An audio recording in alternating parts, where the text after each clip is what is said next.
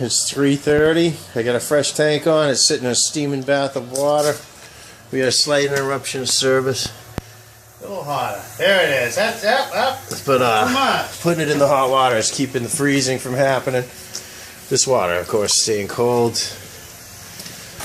We got 4 jars. 5 cutting. 5 jars. 5 half pints. 5 half pints of pure, or close to it. And everything's running smooth now, from the bottom to the top. It's stopped up here right now, but I'm taking off at about 10%. I got about 90% reflux ratio, and we're cruising right along now. Wasted a lot of propane and a lot of time because I didn't understand, but now we get that licked.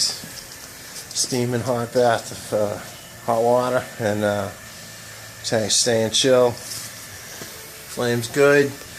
We're rocking and rolling. Check later.